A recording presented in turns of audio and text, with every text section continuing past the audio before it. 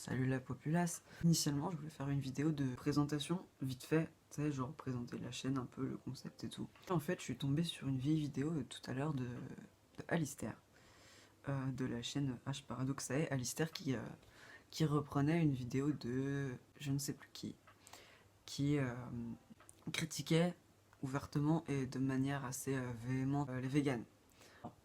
La vidéo est sortie en 2017. Ce que je dis, ça a priori plus grand impact sur ce qui a pu être dit à l'époque. Je me suis senti un tout petit peu offensé par ses propos. Moi-même, je suis pas vegan, je suis végétalien.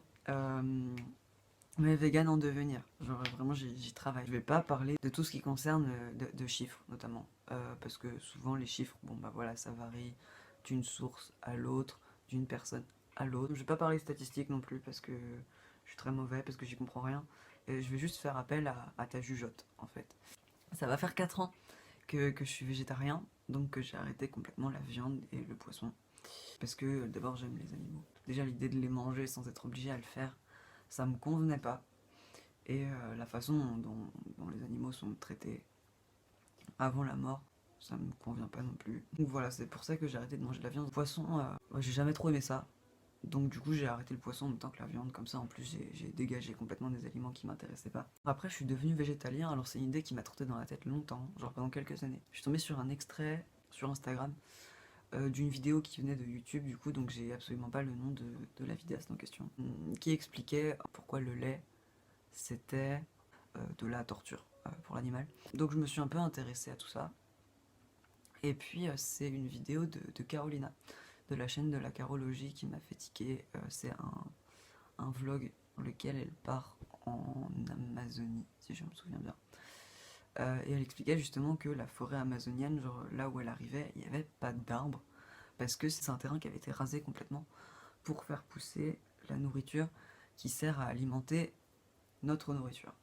Et je me suis dit, en fait, la consommation d'animal en lui-même ou de produits issus de l'animal, c'est une catastrophe écologique. Et je me suis dit, c'est pas possible, tu vois, genre, pas à une époque où on parle autant d'écologie. J'ai réalisé qu'en fait, nourrir, si on parle seulement en termes de nourriture, l'animal qui produit par exemple le lait que tu bois ou que tu mets dans tes céréales, dans ton fromage, bref, dans tes yaourts, ça contribue grandement à la déforestation. Donc j'ai dit non, en fait. Et c'est les raisons pour lesquelles j'ai arrêté dans un premier temps de consommer du lait. L'idée d'arrêter les œufs aussi, quand j'ai appris que on broyait les petits poussins mâles parce qu'ils n'étaient d'aucune utilité finalement, puisque c'est pas lui qui pondait l'œuf. Donc là déjà j'ai trouvé ça révoltant. Du coup j'ai décidé que les œufs c'était mort aussi. De toute façon des œufs, si t'es devenu végétarien et que t'as du coup dû compenser l'absence de protéines de la viande par les protéines des œufs, a priori toi aussi peut-être à un moment tu t'es lassé, tu t'es dit bon voilà, les œufs mollets c'est bon, les œufs cocottes c'est bon. Les œufs à la coque, c'est bon. Les œufs au plat, c'est bon. Les œufs en salade, c'est bon. Mais au bout d'un moment, quand on mange à tous les repas, euh, ça reste là, hein. Un peu comme ma voix là tout de suite par exemple. Tu compenses comme tu peux, mais ça peut-être, je pense que je ferai une autre vidéo juste à la suite de celle-là. Au cas où il y aurait des végétaliens débutants que tu saurais pas trop par où commencer ou par quoi compenser. Je pense que je ferai ça, mais plus tard du coup. Mais voilà, donc j'ai décidé de devenir végétalien. Et alors très vite, je me retrouve confronté à des gens que j'ai pas l'habitude de fréquenter, qui sont des amis de la famille. Et alors là, je me retrouve dans cette situation où tu parles avec des gens qui étaient là, étaient adorables. Juste, ils comprenaient pas en fait mon point de vue. Parce qu'ils me disaient, oui, mais tu comprends, la vache, si tu la traites pas, elle a mal aux mamelles. Je fais, non, pas vraiment. En fait, la vache, c'est parce que tu la traites trop que ses mamelles sont douloureuses, qu'elle a des lésions, qu'elles sont abîmées, qu'elles bleuissent, qu'elle a des hématomes. Il se pourrait aussi que ta vache ait pas envie d'être traite, tu vois. Et alors, qu'est-ce qu'elle fait la vache? Tu veux pas être traite? Elle te fout un coup de corne. Sauf que, qu'est-ce qu'il fout le fermier qui s'occupe de la vache? Et il les corne, en fait. Et du coup, ça cause des douleurs au niveau des cornes. Je fais ça comme si j'avais eu des cornes par le passé, j'incarne une vache là tout de suite. On coupe les cornes des vaches et c'est très sensible en fait. Je pense que. Alors je suis pas biologiste, hein. J'aurais tendance à comparer les cornes de la vache aux griffes des chats. Là, comme ça, c'est ce que je dirais. Tu coupes les griffes d'un chat trop court à cause des petits nerfs qu'il y a dans les griffes, le chat a mal. Et potentiellement après, il te bouffe le visage. Bon, bah la vache, c'est pareil. Si tu coupes les cornes, il y a des nerfs dedans. Donc si tu coupes la corne, tu coupes les nerfs. Tu t'attaques à un nerf, tu vois. Tu t'es déjà coincé un nerf. Cogner le coude là. Le petit nerf du coude qui fait bien mal, tu vois, genre qui te résonne dans ton bras et tout. Bon, tu sais que c'est douloureux quand ça se cogne, quand ça se coince. Imagine la douleur que ça peut être quand on te le sectionne. Voilà. Bon, bah c'est ça qu'on fait à la vache en fait. Bon, est-ce que t'as vraiment envie de continuer à entretenir ça après? Je ne sais pas. Donc voilà, la douleur de la vache, elle est physique, plus elle est émotionnelle. Puisqu'il y a un lien très très fort entre la vache et son veau, et ça, t'en as plein sur YouTube, des vidéos de veaux qui sont retirés à leur mère en fait, à la naissance, ou dans la semaine qui suit, pour que le fermier récupère en fait un maximum de lait. Donc ouais. Et là, je m'éloigne complètement parce que c'est pas du tout par là que je voulais aller de base. Je reprends. Donc voilà, je me retrouve à dîner à déjeuner avec des gens qui me disent le lait, on en a besoin. Je dis bah oui, ok, mais je veux dire, tu peux retrouver du calcium ailleurs, tu vois. Je veux dire, t'as des laits, le lait végétal, il y a du calcium dans le lait végétal. Et on me dit oui, d'accord, mais quand même, ouais, la poule elle a pas mal, ça l'emmerde pas, y a pas de souci. Je dis ouais, d'accord, ok. Pour les petits poussins femelles. Et les poussins mâles n'ont pas le droit de vivre par contre. Parce qu'ils sont broyés vivants. Et on me dit, ouais, mais, ouais. Et là, ça commence à partir dans des débats à n'en plus finir. Je peux plus en placer. Donc, encore une fois, j'adore ces gens. Mais juste que ce soir-là, j'ai bien senti qu'on n'était pas réellement en symbiose. C'était pas vraiment symbiotique, quoi. J'en suis quand même venu à me demander pourquoi une telle réaction, en fait. Parce que je me dis, on me demande d'abord, dans un premier temps, pourquoi j'arrête. J'explique pourquoi j'arrête, et on me dit oui, mais. Oui, mais. Et alors là, je me dis, mais je viens de t'expliquer pourquoi ça me dérange. Alors pourquoi est-ce que tu en rajoutes? Et en fait, j'en ai discuté avec une amie. On est venu à la conclusion que les gens qui ont ces comportements-là, tu sais, posent des questions, donc tu leur réponds, et tu sens que ils insistent, tu vois. Genre, ils grattent un peu. Et là, t'es plus du tout dans une optique de je discute avec des gens qui s'intéressent à ma façon de manger, mais tu tombes très vite dans cette espèce de débat avec des gens qui ne veulent pas savoir pourquoi, mais qui juste essayent de te faire voir la faille dans ton raisonnement. C'est l'impression en tout cas que ça donne, tu vois. Genre vraiment, t'as l'impression que la personne qui est en face de toi, clairement, elle valide pas ce que tu fais. Du coup, elle va essayer de te faire comprendre que tu vas trop loin, que tu vas dans l'extrême, que T'es un vegan extrémiste. alors ça, faut arrêter au bout d'un moment. Il n'y a pas de vegan extrémiste, ok? Tu vois, enfin, je veux dire, t'as pas un vegan qui un jour va venir te casser la gueule dans un restaurant à base de coloquinte comme ça, sous prétexte que tu bouffes un steak saignant. À mon avis, tout ce que tu peux croiser comme vegan menaçant, c'est des vegans bourrés avec qui t'as eu un débat, tu vois. Typiquement, moi bourré, tu me mets une carotte dans la main après un débat sur le véganisme, ouais, je peux effectivement essayer de te planter avec. Mais il m'est d'avis que au pire t'as un bleu quoi. Ça n'existe pas. Plus tu donnes d'arguments qui prouvent que tu as raison, plus la personne en face va te dire mais tu vas trop loin, tu sors ça de nulle part, tu tombes dans l'extrême. Et en fait je pense que non. Je pense que c'est l'être humain et sa façon de manger qui est un peu trop extrême. Et non pas le vegan qui décide que écologiquement et par respect pour l'animal et pour son propre organisme, il arrête tout ce qui vient de l'animal en fait, tout simplement. Du coup me revoilà habillé cette fois. J'avais tourné le début de ma vidéo en pyjama. Pour ma défense, il était 2h30, donc c'était justifié. On était sur l'idée que, je le disais, je pense que ce qui est extrême, c'est surtout la façon de manger de l'être humain. Et par extrême, j'entends, c'est trop tout le temps en fait. Trop de viande, trop de lait, trop de protéines, trop de gras, trop de sucre, trop de tout en fait. Parce qu'au bout d'un moment, sans parler d'arrêt complet de consommation de ces aliments, entre guillemets, parce qu'on ne va pas considérer l'animal comme un aliment, il faudrait que ouais, l'humain pense davantage à lui-même et à sa propre santé en consommant des aliments qui sont tout simplement qui sont plus respectueux de son propre organisme. Quand je disais j'en appelle à ta jugeote, pour un principe très simple, en fait, a priori, t'irais pas boire du lait de chienne. La chienne donne le lait assez petit. Okay, jusque-là, on est d'accord, tu vois. Le lait de chienne pour les chiots.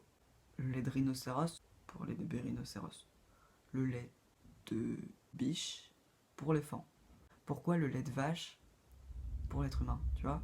Bon, ça suffit. Genre, c'est pas vraiment dans l'ordre des choses de boire du lait qui de base vient d'un autre être vivant. Je veux dire, on est la seule espèce à faire ça. Si on laissait le lait de vache aux vaches, le lait de brebis aux brebis, le lait de chèvre aux chèvres, ce serait pas plus mal. On s'en passerait très bien, en fait, d'un point de vue purement logique. Pour reprendre là où je m'étais arrêté sur les discussions que tu peux avoir avec ces personnes, tu vois, qui essayent de te pousser un peu dans tes retranchements pour te faire comprendre que ils te posent des questions, à tort, de toute façon. On en est venu à la conclusion que c'est des gens qui ont l'air de se sentir menacés par ta façon de consommer. Parce que, alors, c'est une analyse très personnelle, hein, mais on s'est dit, les gens savent qu'ils surconsomment et que, à cause de la surconsommation d'aliments d'origine animale, ça entraîne une surexploitation de l'animal. Et ils savent, les gens, que c'est pas très bien, tu vois, que c'est pas très propre. Pour tous les débats que j'ai eu avec des personnes non véganes, à chaque fois que tu te donnes un argument, ils ont un contre-argument en fait. Donc, même quand tu parles de leur santé, ils vont trouver autre chose, tu vois.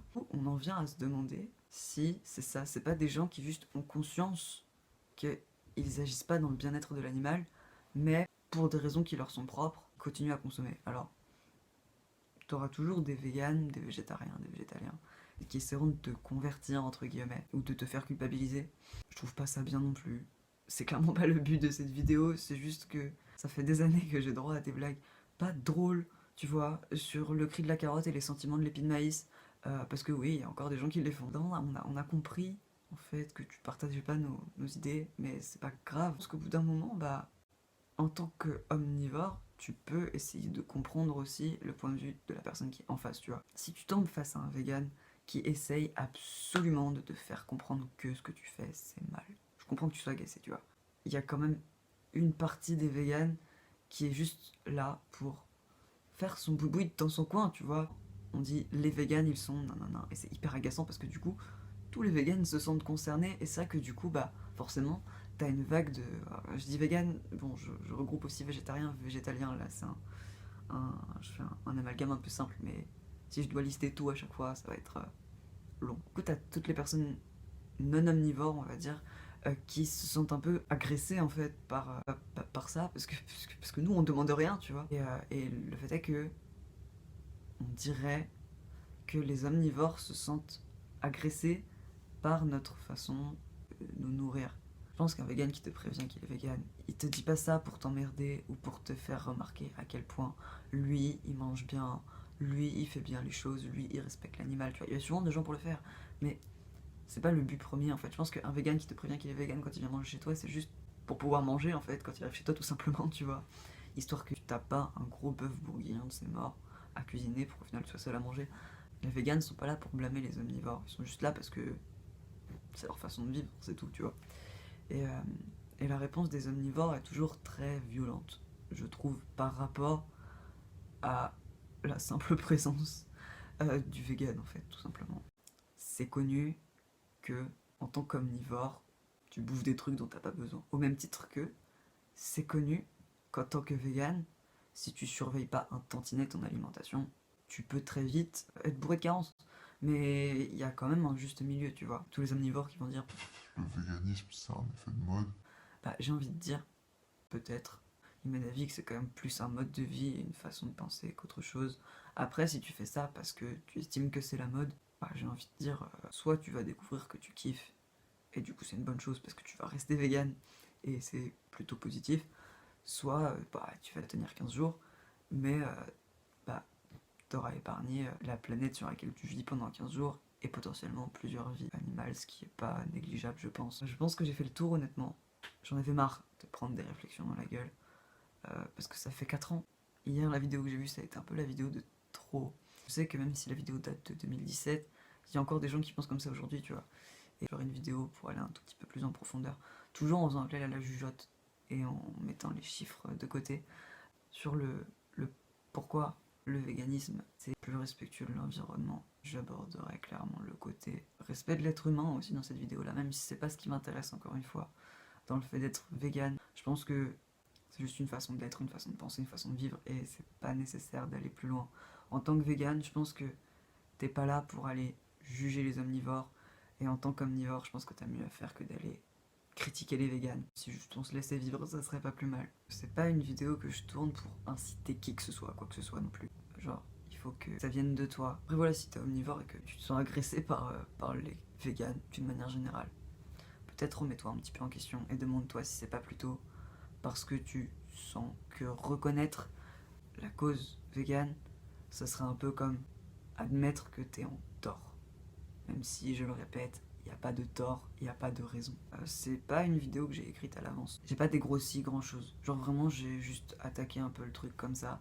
Donc j'entrerai plus dans les détails dans les vidéos qui vont suivre. Je pense que j'ai oublié certaines choses. Dans l'idée, voilà, donc si j'ai oublié des trucs, et bah, je reviendrai dessus plus tard.